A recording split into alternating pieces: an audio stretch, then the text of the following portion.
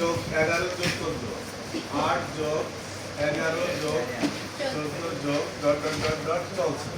এই 14 কোন পদ পর্যন্ত? 383 কোন পদ তাই বলছে, তাই না? 383 কোন পদ? এটা কোন পদ?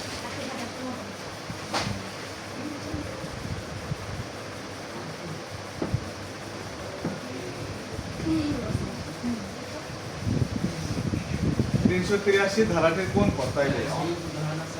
এটা সমান্তর ধারা। এই যখন ডট ডট আছে আর ওইটাতে শেষ আছে তখন সসীম হয়ে গেছে, ঠিক আছে? আচ্ছা ধরি h = 2 ধারাটির প্রথম পদ, আর এটা যেহেতু সমান্তর ধারা, এটা দেখো ধারা নির্ণয় করতে কিভাবে? এটা বিয়োগ করে দ্বিতীয় পদ থেকে তার পূর্বের পদ বিয়োগ করলে কি হয়েছে? কত হয়েছে? 3। আবার এই 14 থেকে তার আগের পদ বিয়োগ করছে, তা বিয়োগ করে সবসময় কত হচ্ছে? এখানেও 3 হচ্ছে, এখানেও 3 হচ্ছে। যেহেতু সবসময় 3 করে পাচ্ছি, কি করে পাচ্ছি? বিয়োগ করে পাচ্ছি, তাহলে এটা বুঝতে হবে যে সমান্তর ধারা। আর যদি ভাগ করে মান পাওয়া যায় তাহলে সেটাকে বুঝতে হবে গুণোত্তর ধারা। তুমি আগে ধারা আইডেন্টিফাই করবা যে এটা কোন ধারা, সমান্তর ধারা নাকি গুণোত্তর ধারা। বুঝতে পারছো ব্যাপারটা? আচ্ছা, তাহলে আমরা বুঝতে পারছি যে এটা সমান্তর ধারা। তো সমান্তর ধারার প্রথম পদ হচ্ছে কত? a = 8, আর d = দ্বিতীয় পদ মাইনাস প্রথম পদ, বিয়োগ করে কত পেয়েছি? 3। কি তাই তো? বলছে ধারাটির কোন পদ? 383। তাহলে লিখবো যে n তম পদ 383, এটা ধরে নিচ্ছি। প্রশ্ন মতে এই n তম পদের সূত্র কি? দেখো n তম পদের সূত্রটা হলো a + n - 1 × d = 383।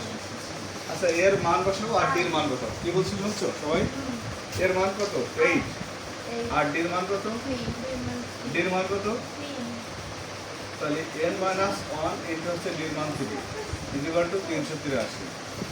আচ্ছা দেখো এটা গুণ করলাম, তার কত হলো? 3n - 3, আর 8টাকে পক্ষান্তর করি। 8কে পক্ষান্তর করলে কত আসে? 383 মাইনাস হচ্ছে 8। তাহলে 3n = এটা বিয়োগ করলে কত আসে?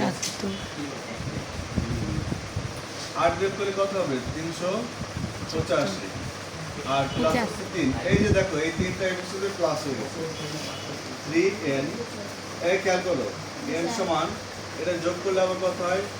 378, তাই না? 78 ভাগ দাও 3 দিয়ে। এই যে দেখো 3টা গুণ আছে, কিসে আছে?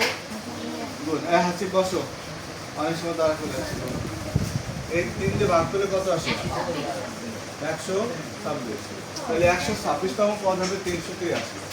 অর্থাৎ ধারাটির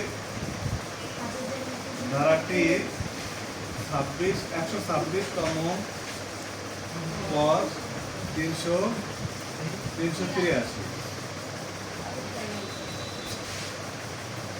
তাহলে অ্যান্সার পেলাম কত?